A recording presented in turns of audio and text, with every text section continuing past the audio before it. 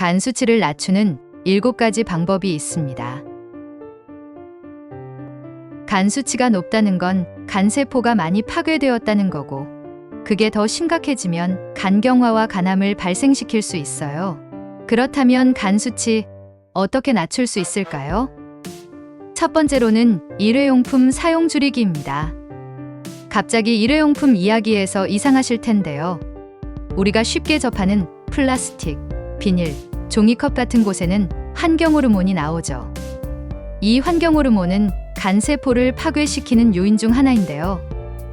특히 배달음식에서 사용하는 플라스틱을 가열하면 비스페놀 A라는 환경 호르몬이 나오는데, 이는 소량으로도 간 수치를 높이고 지방간 유방률을 높이는 아주 안 좋은 성분입니다.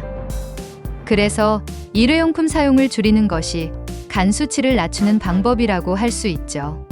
두 번째는 야식을 먹지 않는 습관이에요. 잠들기 3-4시간 전에 음식을 섭취하면 우리가 자는 동안에도 간은 소화작용을 위해 쉬지 못하고 작동하게 됩니다. 따라서 야식을 피하여 우리가 자는 동안에 간도 같이 쉴 수 있게 해줘야 합니다. 세 번째는 약물 복용을 줄이는 것입니다. 소염제나 소염진 통제는 간 수치를 높이는데요.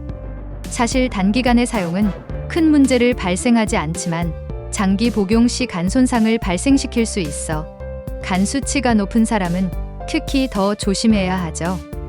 복용이 정말 필요한 상황이라면 의사와 상의하여 복용량과 복용기간을 조절하시는 게 좋아요. 네 번째는 규칙적인 운동을 하는 것입니다. 간 수치가 높고 지방간도 있다면 꾸준한 운동을 통해 체중을 줄이고 지방간을 개선할 수 있습니다. 단, 지나친 근력 운동은 오히려 간 수치를 높일 수 있으니 적절한 강도를 유지하는 것이 좋습니다. 다섯 번째는 탄수화물 섭취를 줄이고 섭취하는 탄수화물 종류를 바꾸는 것입니다. 우리 몸에 음식이 들어오면 간은 혈당을 감지하여 체내 혈당 밸런스를 조절합니다.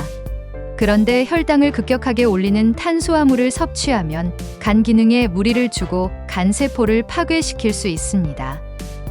또한 혈당 조절 과정에서 남은 탄수화물을 지방의 형태로 바꿔 간에 저장하는데 이것이 지방간입니다.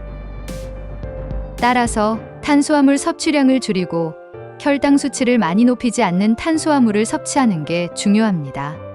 혈당을 급격히 높이는 안 좋은 탄수화물에는 흔히 먹는 흰쌀밥을 포함해 설탕, 빵과 케이크 같은 밀가루 음식, 과일 음료, 탄산음료가 있습니다.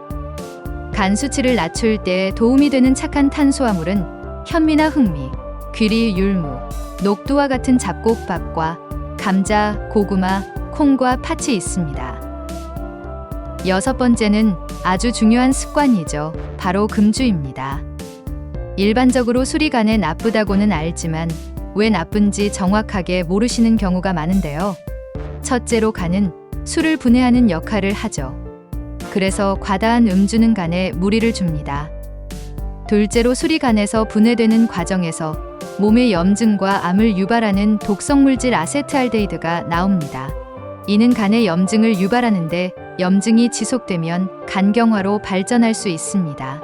또한 아세트알데히드 분해 과정에서 발생하는 아세트산은 간의 지방의 형태로 축적되어 간 수치를 높이고 지방간을 유발할 수 있는데 이를 알코올성 지방간이라고 합니다.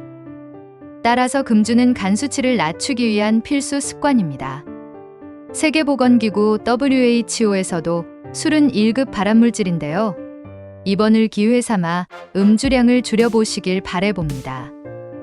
7번째로는 튀긴 음식과 가공육 식품을 멀리하라는 것입니다.